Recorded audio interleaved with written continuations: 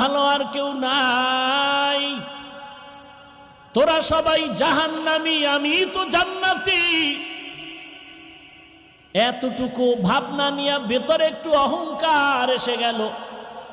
এরপরে আল্লাহর ওলি সামন দিকে রওনা হয়ে গেলেন।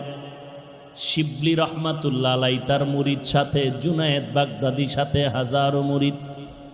কিছু দূর গিয়া তাকায় দেখতেছেন খ্রিস্টান এলাকার মহিলা সুন্দরী মেয়েরা পানির কূপের থেকে কলসি ভরে ভরে পানি নিয়ে যায়।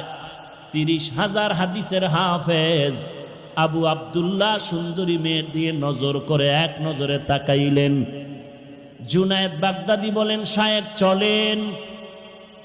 নজর ওদিকে রাখিয়া হাতির ইশারায় বলে, যাও যাও, আমি যাব না, ওই খ্রিস্টান মেয়েকে বিবাহ না করে যাব না। কান্নার রোল পড়ে গেল, মাটি পর্যন্ত নরম হয়ে গেল, কিন্তু আবু আব্দুল্লাহর দিলটা আর নরম হলো না।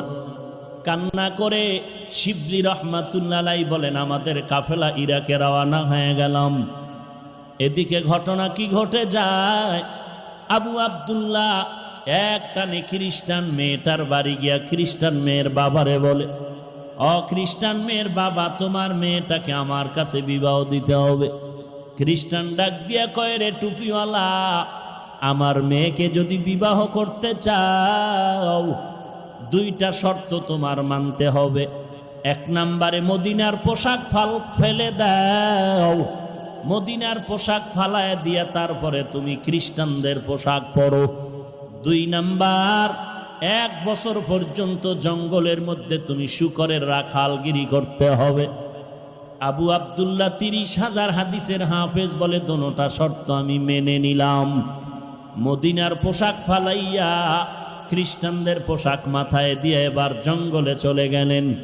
কয়েক মাস হওয়ার পর ওই শায়েখ শিবলির আবার কাফেলা এই এলাকায় রওনা হয়ে গেল পীরের খোঁজে। কি হালাত, এলাকায় এসে দেখে খবর নাই। খোঁজ খোঁজ করে দেখতেছে জঙ্গলের মধ্যে একটা লাঠির উপরে দাঁড়ানো, মাথায় ক্যাপ লাগানো, মদিনার পাগড়িও নাই। শিবলি রহমাতুল্লাহ আলাইহি গিয়া পা জড়ায় কান্না শুরু করলেন। এমন কান্না বলে চলে, ইরাকের মধ্যে হাজার হাজার মুরিদানরা কান্না করে আপনাকে দেখার জন্য। আবু আব্দুল্লাহর দিলটা নরম হয় না, সবার কান্নায় পাতার পানি ঝরে, শূকরের চোখেও পানি জমা হয়ে গেল। এইবারও তারা নিরুপায় কান্না করে আবার ইরাকের পথে রওয়ানা। কিছু দূর যাইতেছে, শায়েখ শিবলি বলেন, আমরা হাঁটতেছি ইরাকের পথে, হঠাৎ করে তাকায় দেখি কিছু দূর থেকে একটা পানির কূপ থেকে আমাদের শায়েখ আবু আব্দুল্লাহ উলঙ্গ গোসল করে উঠে আর কালেমায় শাহাদাত পরে আর বলে, আমাকে কাপড় দিয়ে আবৃত করে নাও। আমরা কাপড় দিয়ে আবৃত করলাম, ইরাকের খানেকায় তাকে নিয়ে গেলাম। খ্রিস্টান মেয়েকে বিবাহ করা হলো না।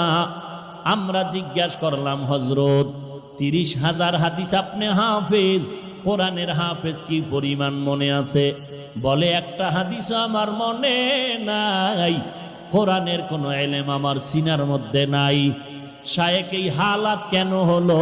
বলে, আমি যখন খ্রিস্টানদের গির্জার সামনে দাঁড়াইয়া মনের ভিতরে অহংকার জমা করে বলছিলাম, সব তোরা জাহান্নামে যাবি, আমি একা জান্নাতে যাব।